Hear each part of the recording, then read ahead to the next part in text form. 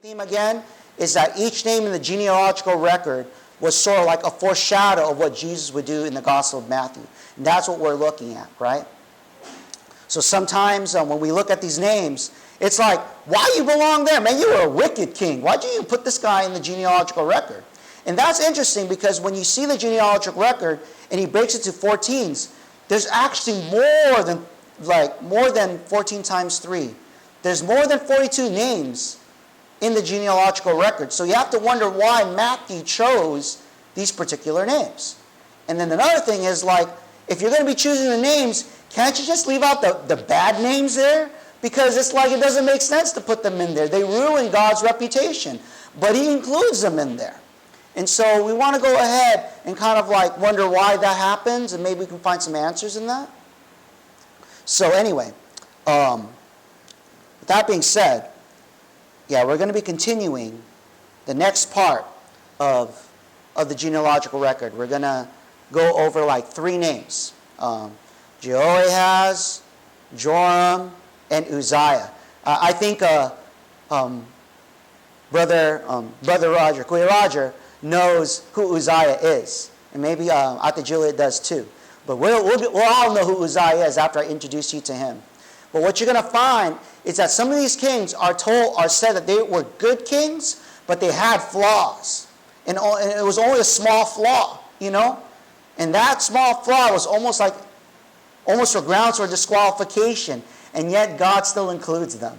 So that's one of the greatest things that we can see here. Anyway, Matthew chapter 1, verse 8.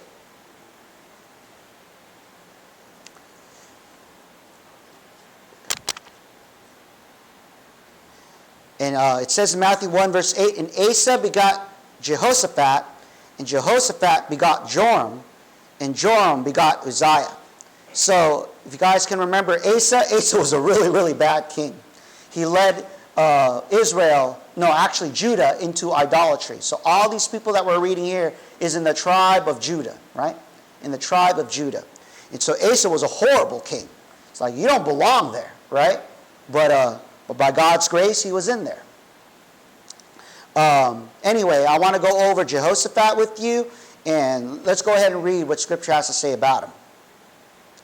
It says, now the Lord was with Jehoshaphat because he walked in the former ways of his father David. He did not seek the Baals, but sought the God of his father and walked in his commandments and not according to the acts of Israel. Therefore the Lord established the kingdom in his hand, and all Judah gave presents to Jehoshaphat, and he had riches and honor in abundance. So we see that Jehoshaphat was a great king. Okay? He sought the Lord, as the Scriptures say, and the result of his faithfulness was an established kingdom by the Lord. And here's what the encyclopedia has to say about him. Jehoshaphat is held in high esteem by a chronicler, along with Hezekiah and Josiah. His successful rule was due to his religious policy. He continued the religious reformation initiated by his father. Therefore, the Lord firmly established the kingdom under his control. And all Judah brought tribute to Jehoshaphat, and he had great riches and honor. The chronicler praises Jehoshaphat's courageous heart, evidenced in his removing the high places and the Asherim from Judah. And Jehoshaphat is also reported to have closed all the houses of the male prostitutes. Now, the male prostitutes here, we're not talking about the male prostitutes or the prostitutes that we see today, although they are very similar. Okay, back in the day, when you would worship this particular god, they would have these religious rituals where you would have these prostitutes, whether they male or female, and you would engage in that activity. In other words, when you go to their church, it almost looks like going to a club. Okay, and that's how they worshipped. Okay, there were even religious ceremonies, and one was called Molech. Is anyone familiar with that ceremony of Molech? Molech was this hot statue. I can't even remember what he was, but he was this iron statue, and the scene was like a club scene. You could hear sort of like the drums just beating, right? And they would play them really loud. You know how when you go to a club, the music is really, really loud? You can't even hear anything, right? So they play it really loud. And one of the practices that they had there was what I believe to be What's that kind of abortion when they're like already 9 months, but they abort the baby anyway? What do you call that? Late-term abortion? Okay, this was, I believe, to be the precursor to late-term abortion. Actually, it was pretty much murder. But from their perspective, it's abortion. Because you know what they did? How they sacrificed to Molech, right? They make it sound as though like, oh, you want to give honor to the statue. But I don't think that's what it was. Because they understood that when you have a kid, your life has to be sacrificed as a parent. You're no longer living your life as a single person. You got to take care of that kid. So what they did with Molech was they would heat this iron statue really hot, right? And they would play the drums and everybody's partying. And then they would let the baby fall into hands of Molech. And it would literally like fry to death. But you would never hear the baby cry. You want to know why? Because the drums were so loud you couldn't even hear the pain that this kid was going through. So I want you to understand, cultures aren't really different when it comes to our day today. We just kind of twist it up in a modern way. We give it different names. That was a form of abortion back in the day. Okay, and that's why, and you wonder to yourself, man, why am I so against abortion? Well, you know what? Maybe you trace your roots back into the Old Testament. That's why you're like that. You don't want to worship Molech. Because in a sense, and I believe this to be true right now, when you do give into abortion, you are worshiping a different God. You are not worshiping the God of Israel anymore. You are probably, in a very indirect way, worshiping Molech. And you don't even know it. You know? So that's one of the things that are happening. So anyway, the male prostitutes. I know I kind of digressed a bit. But that's what they did. It was pretty much a club scene. Right? So look at the way Jehoshaphat's doing it. Right? He's just going into this country and just imagine what he's doing. No more pornography. No more of these red light districts. No more that's selling these drugs and stuff. No more. He was clearing house. Okay, that's what he was doing, and that's what we mean by religious reforms, because it's the idea of where your heart is set, where your morals are being drawn from. Okay, we're in the United States now, so our morals are kind of like weirded out. It's kind of hard to even distinguish them. But anyway, that's what Jehoshaphat did. Great king, great king. But not only was he a great king in terms of his religious reform, but he was also wise with the money. Okay, this is what I mean. And the fear of the Lord fell on all the kingdoms of the lands that were around Judah, so that they did not make war against Jehoshaphat. And some of the Philistines brought Jehoshaphat presents and silver as tribute, and the Arabians brought him flocks, 7,700 rams and 7,700 male goats. So Jehoshaphat became increasingly powerful, and he built fortresses and stored cities in Judah, and he had much property in the cities of Judah, and the men of war, mighty men of valor, were in Jerusalem. So here's the cool thing, and I can't explain what happened, and I don't know if we could experience it during this day, but because Jehoshaphat chose to make the fear of the Lord a big issue, right? Then all the nations started to respect Israel. And they started to give tribute to Israel. I don't know how that happens. You can call it a miracle. I can't explain it. But that's what happened. And so they were getting all this money coming in. So here's my idea of what happens what do you think is my idea if I get a lot of surplus? What do you think I would like to do with it if I got a lot of money for our country? What do you think I would do with it? Man, honestly, I would share it, but I'd celebrate. You know, like, hey guys, we got a lot of money, man. Like, hey, let's share the wealth, guys. Here, have this. You want $1 million? Here, you can have $1 million. Yeah, you can have $1 million there, and we all celebrate while our U.S. defenses just kind of like go deplete. Like, that's okay. You know, let's go celebrate about that, right? So that's what I would do. But this guy is so wise because he understood that things like that don't last very long. And if you are going to establish a good future, you got to be sure your army's you got to be sure your army's strong. You got to be sure that they're prepared. And so he actually used that money to fortify the defenses of Israel. You know, he strengthened the walls. He built forts. He probably invested in new technology. Like, should I use iron or should I use that nice steel? You know, like that sort of like mixed up steel. You know, that mixed up steel looks pretty good. It looks pretty strong, right? So they did. Excuse me, I'm stuttering here. But he did stuff like that to strengthen the future of Israel. So he was a very wise king. And I'm not saying that that's what the United States has to do, okay, with their surplus, all right? But I'm trying to help you understand what Jehoshaphat was doing, what he was thinking when he was doing that. And I believe, and this is my opinion, I believe that's a proper thing to do with surplus. You know, if you want to protect your children, start investing in things that protect your children, you know, for the future. So that's what Jehoshaphat did. Later on, I would like to say that he was one of those perfect kings that I looked up to. And I still look up to him. But he had one flaw, you see. Because he's such a great king and he wanted his people to experience peace. He wanted them to experience peace by building, you know, a strong defense, which he did. And what's another way? Okay, you know, you're a leader now, right? So you make sure that you build strong defenses. Right? You make sure that they're strong. What's another way that you maintain peace? So that you don't have enemies. You make sure you have strong weapons, and then what else do? You make sure you're at peace with people, right? You negotiate with them. You don't want to be at war with them. You want to know why you don't want to be at war with them? Maybe you might have a strong army that defeats them, but then lives are going to be sacrificed in that process. And we don't want to do that. As a good leader, I believe no one's life needs to be sacrificed unnecessarily. If we could avoid war as much as we can, let's avoid it. Because there's going to be a mom and dad that's going to lose their son. There's going to be a son that loses their father or their mother, right? So, as much as possible, you want to try to avoid war. So what do you think Jehoshaphat did? He tried to make treaties with people. He tried to have truces with people, even with Israel, the northern kingdom.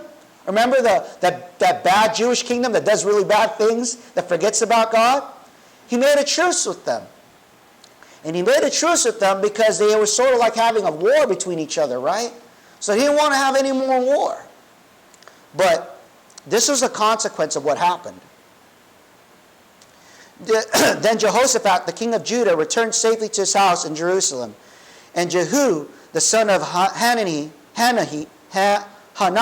the seer, went out to meet him and said to King Jehoshaphat, "Should you help the wicked and love those who hate the Lord? Therefore the wrath of the Lord is upon you." And he speaks of this because of his treaty with Israel, the northern kingdom.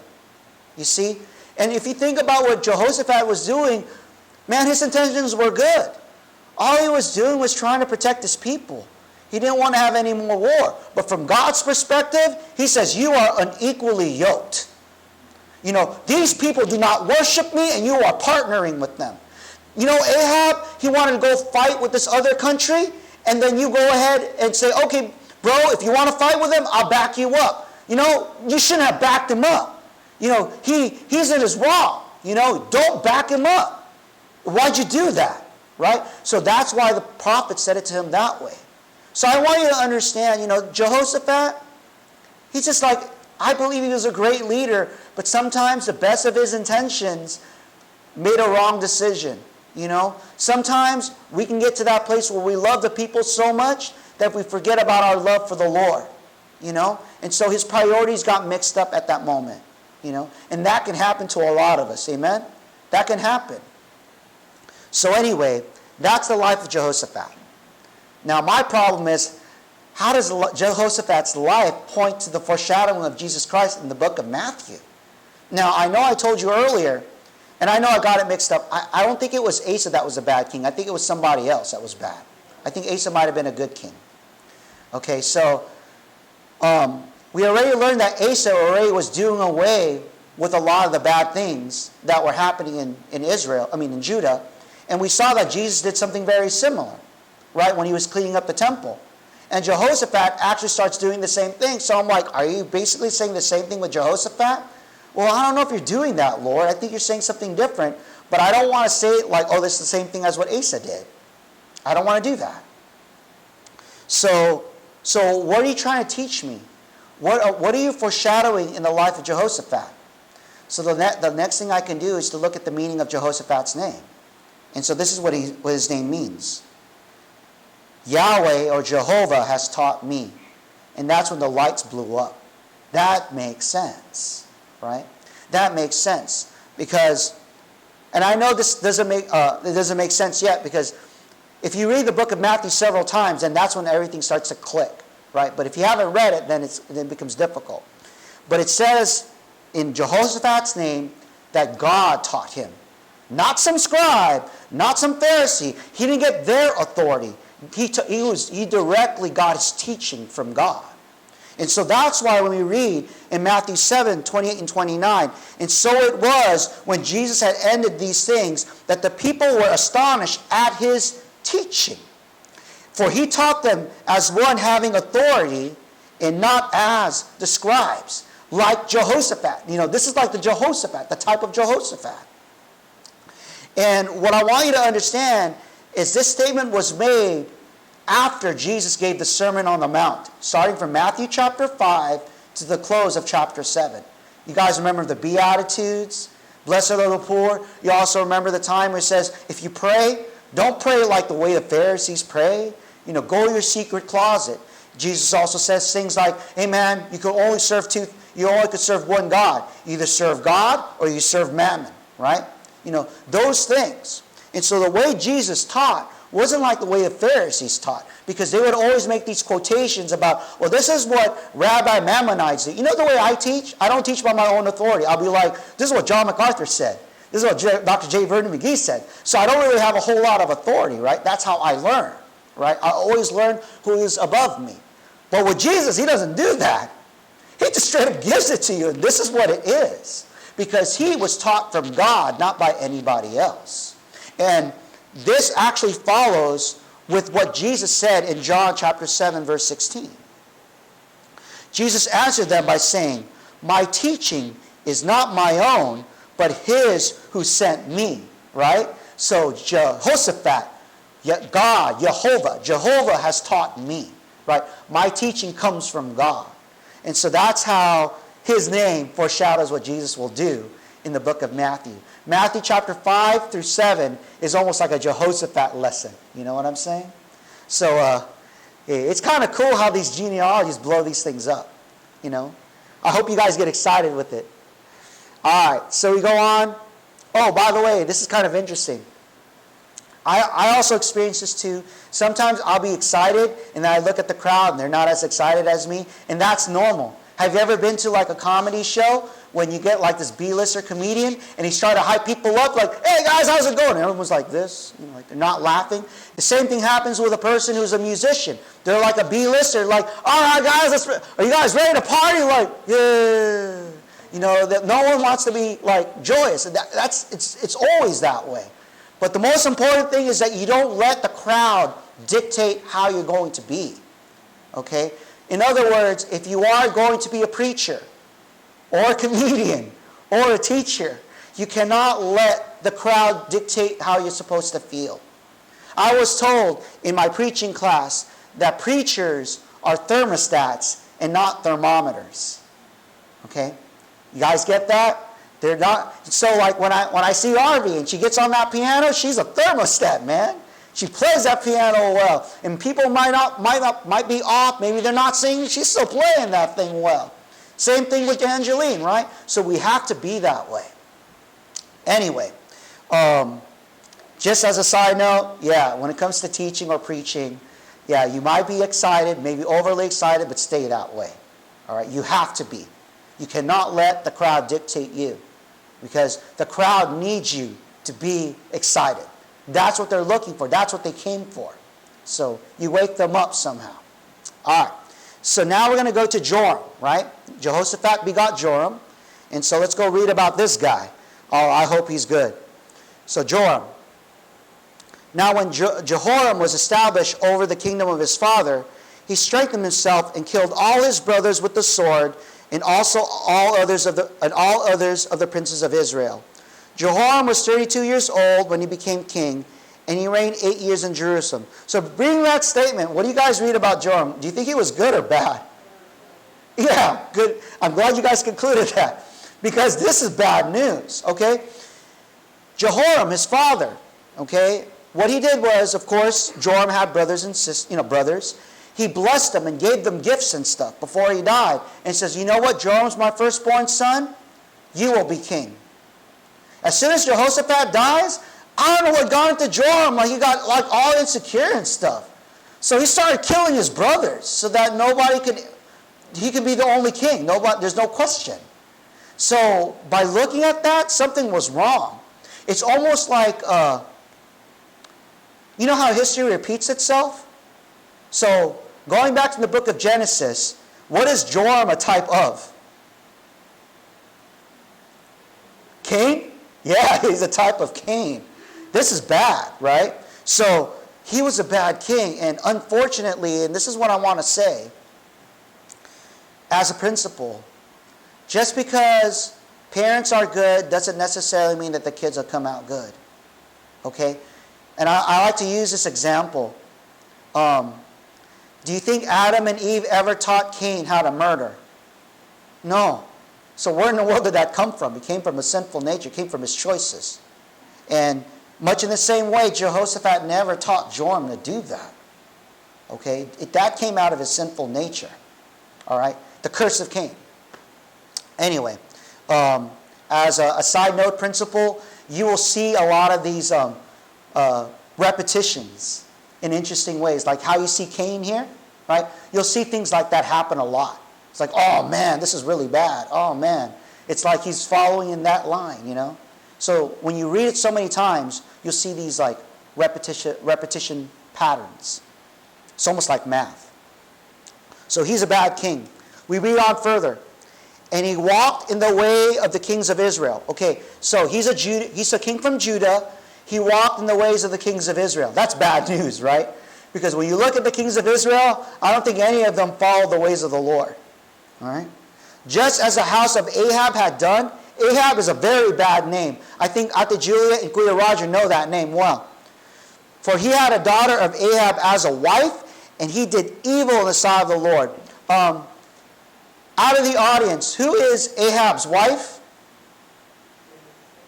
Jezebel. Okay, does everyone know who Jezebel is? Everyone seems to know Jezebel, but they forget about the man. But it's like Ahab had a really, really bad wife that influenced him to do really, really bad things. Okay? Ahab was the reason why Elijah showed up and did that really crazy. Remember that one thing where he did that sacrifice? Remember that sacrifice where he got the prophets of Baal? Right? You want to know why he had to do that? Because the nation was all confused. They didn't know who the true God was. You know? Because of what Jezebel did in introducing gods, he almost made it like subjective. Do you know what Baal literally means? Baal means Lord. That's what it means. There's Yahweh, YHWH, that means Lord. Capital L, capital O, capital R, capital D. Baal means Lord too. But that'll screw with your mind because you don't know what kind of Lord you're worshiping. And they'll give you different pictures. You know, this is why sometimes Christianity can get mixed up if you don't know who the true Jesus is. Right? We have so many different versions of Christianity. Oh, Jesus was the brother of Lucifer. That's one form of Christianity that you can get from. Right? Oh, Jesus isn't really the Son of God. He was like a human being. Right? So you get all these weird versions, and that's that was happening with Israel. So that's why Elijah had to do what he had to do. It's like, all right, get the prophets of Baal, prophets of Lord here, and I'm going to go show you who the real Lord is. Right? So he would set it straight about who they were supposed to worship. So anyway, so he did evil. This guy from Judah is adopting the principles of Israel, right? The northern kingdom. That's bad news. You're going to confuse the people of God. Right? So that's what he did. And yet, even if Joram did that, it says here in Scripture in verse 7, yet the Lord would not destroy the house of David because of the covenant that he had made with David, and since he had promised to give a lamp to him and to his sons forever. You know, I know I'm going to be digressing here, but I'm going to give a quick application point. And I'm going to use myself as an example. You know, I like making promises, and I like people that keep their promises with me. But when I see a person that breaks a promise with me, I find no reason to keep my promise with them. I don't. You broke it, so that's it. Why should I keep my promise? Why do I have to continue to be good after you breaking that promise? But you know, God is so good. God is so good that He still keeps His promise. This guy jacked it up. But because He's such a great God, He will honor His promise with David. And He will keep on going. And when you see this, you can understand why God hates divorce, right? So there's actually a pattern to why these things are. God just doesn't simply just hate divorce, just because He hates it. It's part of His nature to always hold on to a promise. That when it is made, it is for life, and He never goes back on it.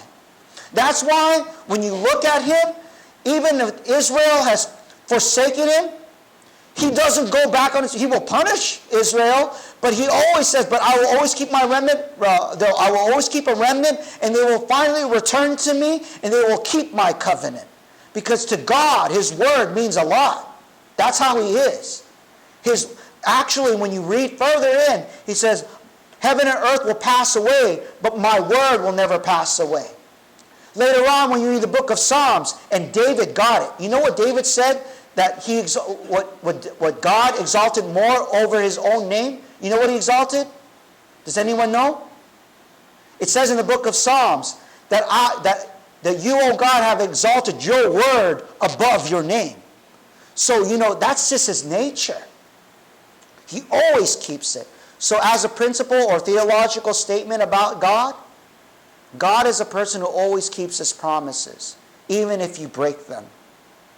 And that breaks my heart, and it humbles me, and it shows me the way of being God-like. And I find that it's very hard. I admit to you, as a humble preacher, I can't be God-like. This is one of the things that God is molding in me. That if God's going to go ahead and make me become like Jesus, I believe God's going to put me in a situation where I trust somebody, and they break that promise, and God wants me to choose to still be good, despite of the promise broken. So later on, you start to read the book of Matthew. Bless those who persecute you. Love your enemies. Don't hate them, right? If they slap you in the cheek, give them the other. I'm like, well, why are you doing that? Don't do that. Give it back to them, God. Eye for an eye, tooth for a tooth. Do that. But that's not who God is.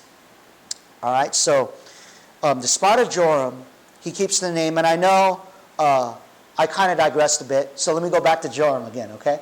So that's who Joram was. Here's some more additional information.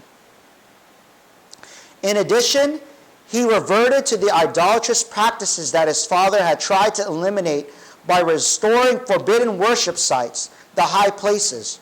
Joram had apparently fallen under the influence of his wife Athaliah, the daughter of Jezebel, as her mother had done in Israel.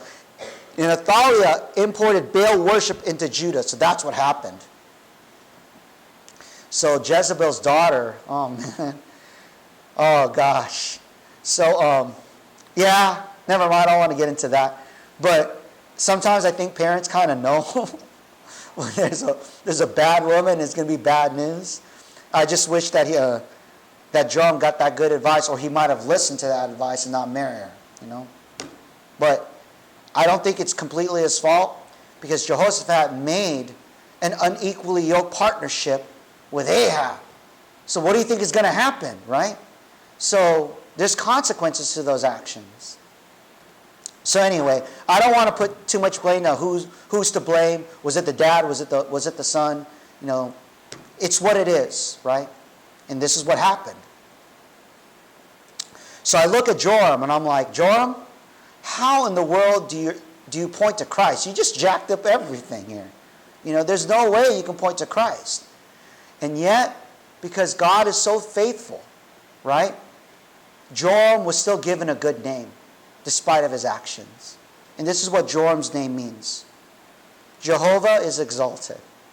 Right? Jehovah is exalted. And that actually foreshadows how Christ would be exalted Well, of course, after his resurrection, he'd be exalted.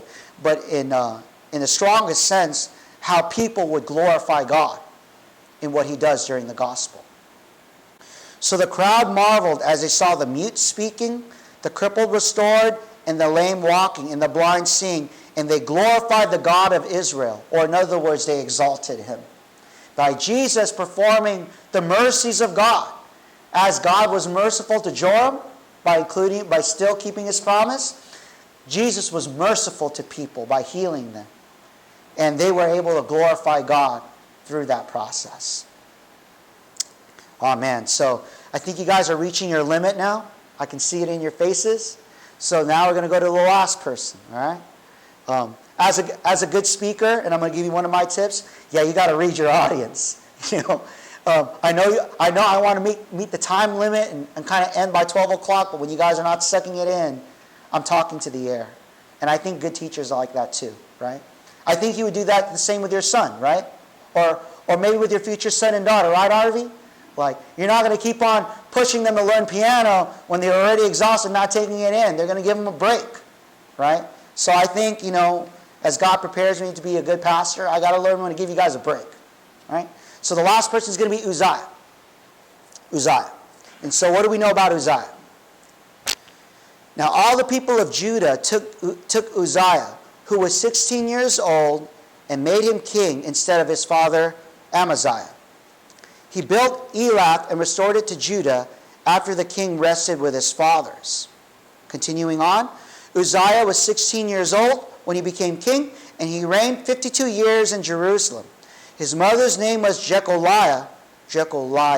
Okay, as a side note, anytime when you read the names and it almost says Yah, every time you hear that, Yah, that's like God. God's including the name. Like when you say Hallelujah, that means praise the Lord, right? So that's why when you read like Uzziah, so there's going to be a God in there, right? It's just not spelled that way for us. But that's how you hear it. So Jecoliah, that's like a very godly woman name, right? I don't know what it means, but I know there's God in there, all right? Of Jerusalem. And he did what was right in the sight of the Lord. Praise the Lord, right? Uzziah did it. According to all that his father Amaziah had done. And he sought God in the days of Zechariah, who had the understanding in the visions of God. And as long as he sought the Lord, God made him prosper. Oh, that's such a concept for Faith Baptist Fellowship. So if we want to be successful, we got to keep on seeking him, right? So that's what we want to do. Here's some more biographical information about Uzziah. The prophets of the Lord were active during his reign. Isaiah, Hosea, Amos began the prophetic work in the time of Uzziah. All right?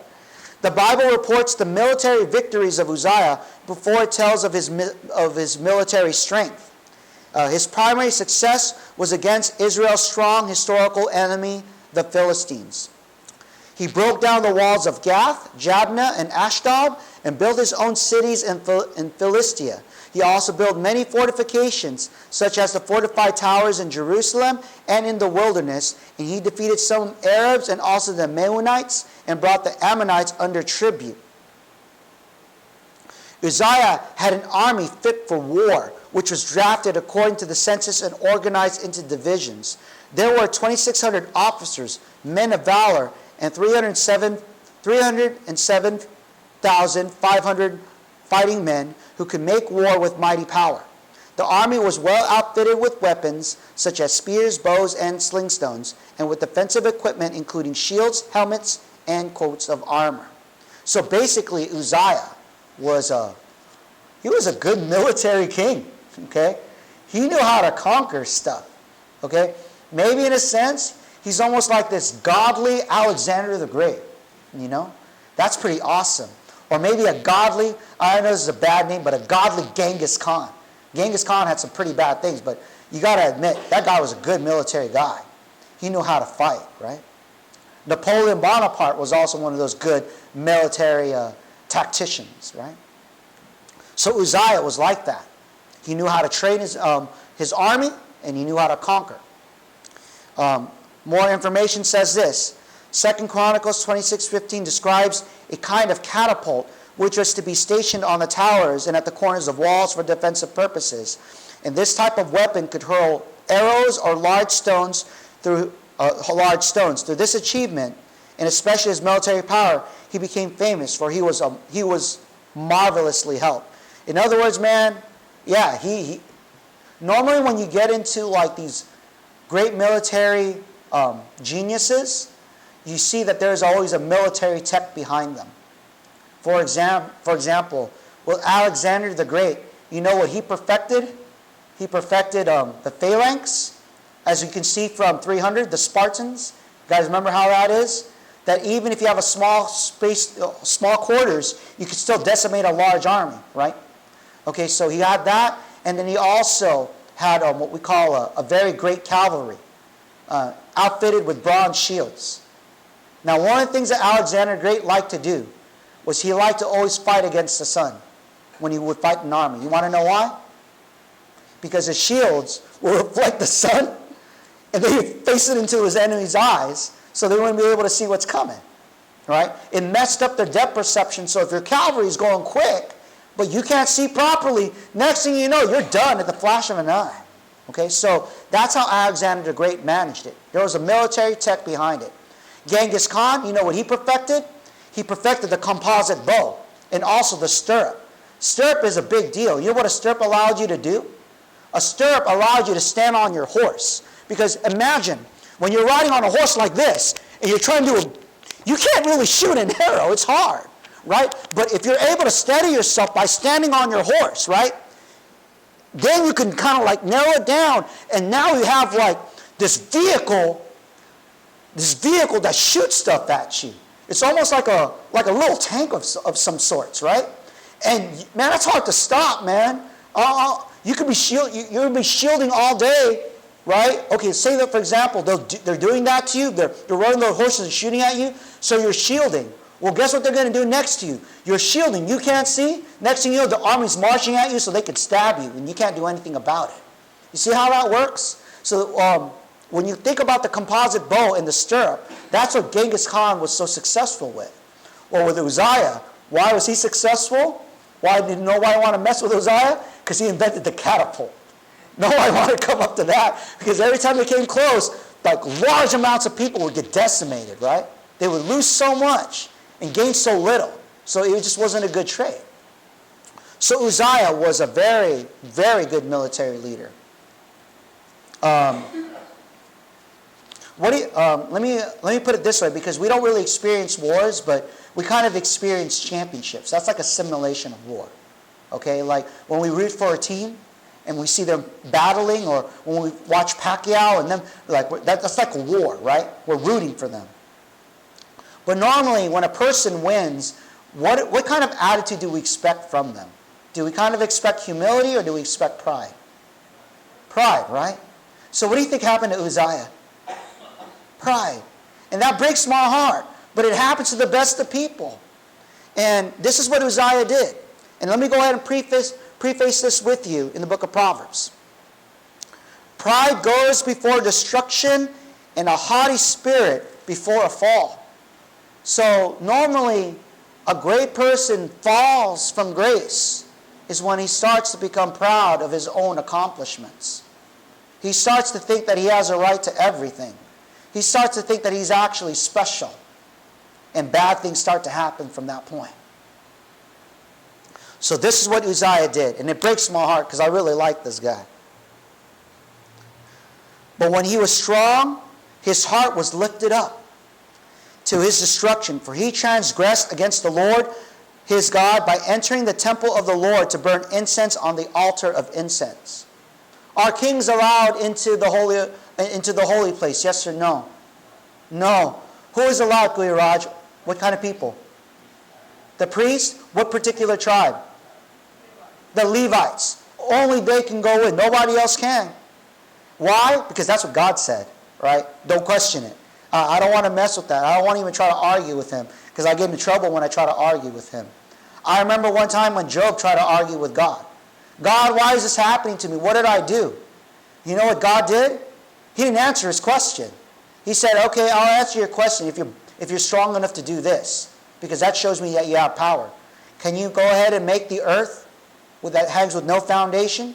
Can you grasp the hand can you grasp the wind with your hands? Because if you can do it, then we can go ahead and talk, and then you can tell me what I'm doing wrong. Otherwise, if you can't do it, then you have no say in this matter. You know? And Job kind of repented, said, oh man, I spoke out of turn. God, forget what I just said. I repent in dust and ashes, right? So I don't want to question why he sets things up like that. He just does that. Okay?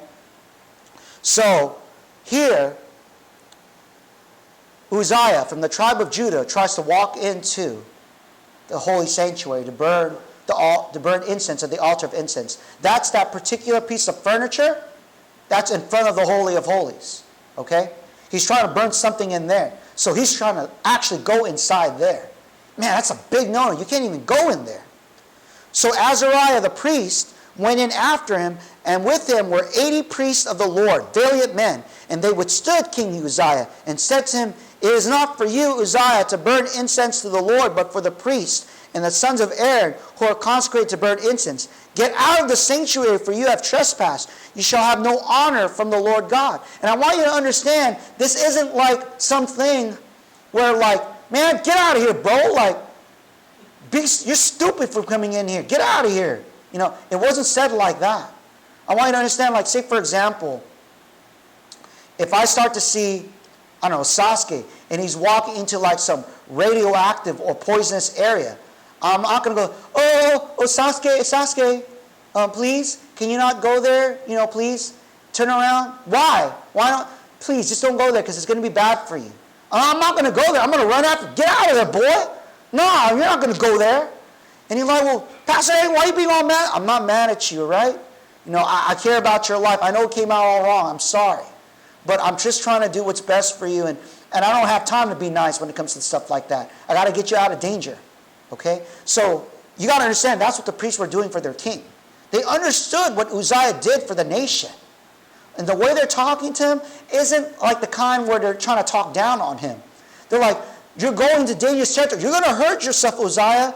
Get out of here. You're treading on really dangerous ground here. But this is what Uzziah did. Then Uzziah became furious, and he had a censer in his hand to burn incense. And while he was angry with the priest, leprosy broke out on his forehead before the priest in the house of the Lord beside the incense altar. So right at that moment, God struck him. Kuyaraj, going back to the book of Exodus, who do you remember was struck with leprosy? Yeah, good. Okay? And remember, okay, these are the patterns. When you are transgressing against the Lord, right? When God has already anointed Moses, remember that was the issue? Right? Miriam and Aaron like, man, Moses, you're like our younger brother, man. We're older than you. What makes you so special? We could be prophets just like you. We could be spokesmen of God just like you. But Moses was like, you know, he didn't argue with them. He's like, God, help me. Like, I don't know what to do. He started praying, and God just struck Miriam with leprosy. And it's a very same, it's weird, right? But it's almost the same thing of what Uzziah went through. Uzziah transgressed against what God has already set in order. And when he did that, the leprosy was almost like an echo of what happened with Miriam. I could imagine Uzziah knowing the word of God, and when leprosy broke out, it's like, oh my gosh, he's judging me just like Miriam, you know? So leprosy broke out on his forehead. Broke out on his forehead. And Azariah, the chief priest, and all the priests looked at him, and there on his forehead he was leprous. So they thrust him out of that place. Indeed, he also hurried to get out because the Lord had struck him. And I don't think it was just to keep the place holy because of his leprosy. I believe that was to save his life. If he stayed there any longer, I think something much worse would have happened to him. So the priest did a good thing. It was almost like, you know, getting kicked out of the Garden of Eden, you know. But he just pushed him out. So King Uzziah, the great King Uzziah, was a leper until the day of his death. Isn't that heartbreaking? After all the good you do, you are ostracized from society of leprosy because of that one thing that you did. It's so destructive. He dwelt in an isolated house because he was a leper, for he was cut off from the house of the Lord. Then Jotham his son was over the king's house, judging the people of the land. So Uzziah was known to be a man that followed the ways of the Lord. But at the end, he messed up. But guess what? The scriptures say you're still follow the ways of the Lord. So isn't that grace? Isn't that God by God's grace? So this is where I get the concept of being eternally secure. Okay? Because if you look at it, it looked like that Uzziah lost his salvation after what he did. But he didn't. He was just disciplined by God. Because God still says about him that he's still one of those great kings and that followed the ways of God. All right? So anyway, how does Uzziah's life point to Jesus Christ? And that's a hard one too. So I had to go to the meaning of his name. And the meaning of his name means, my strength is the Lord. My strength is the Lord. Uzziah. Remember? Lord, Yah? Okay. It should actually mean, my strength is Jehovah. Or my strength is Yahweh. That's how it should be read. So how does this happen? Well, it's a foreshadowing of what Jesus is going to do with the disciples and empowering them with his strength. It says here in Matthew 10 and 10:1, and when he had called his 12 disciples to him, he gave them power or strength over unclean spirits to cast them out and to heal all kinds of sickness and all kinds of disease. What kind of disease do you think they also healed? Just by pure guess. Leprosy? Yeah, that's what it says. And as you go, preach, saying, the kingdom of heaven is at hand. Heal the sick, cleanse the lepers, raise the dead, cast out demons. Freely you have received, and freely give. And so, literally, when it comes to the 12 apostles, they experience God being their strength when Jesus starts empowering them to do that. And you know what the funny thing was too? Out of the 12 apostles that had that power, I know we don't like him, but he was actually doing that. He was actually healing lepers and stuff like that. Who do you think is the guy I'm referring to? Judas? Yeah. I don't know how that worked, but he did. But anyway, Uzziah means the Lord is my strength, and that's exactly what happens with the disciples. So how do we conclude this whole matter? Well, you guys just read some names here. You heard about a horrible king, and you heard about two imperfect kings that might have had the right intentions, but they fell short. But just because that does happen, that doesn't mean that God cannot use you to proclaim his name. And as we see in this genealogy, he used their very names to still proclaim Jesus Christ, the King of the Jews. So Faith Baptist Fellowship, he will do the same for you. Maybe you've experienced moral failure. Maybe you have the right intentions, but it just came out all wrong. Well, guess what? It's just not the end of it. God can still use you to be mighty for him. He can still use you to be mighty for him. So that being said, let me close with a benediction. And I think this is what it says in Leviticus. I can't remember. Or is it in Exodus? May the Lord bless you. May the Lord's face shine upon you and give you peace. That's a benediction. If you guys don't know what benediction means, Beni means good, as in like beneficial, right? Diction means words, okay? So good words. So may the Lord do that for you. Let's close in the word of prayer. Our gracious and loving God, we thank you for your word, that it's yea and amen.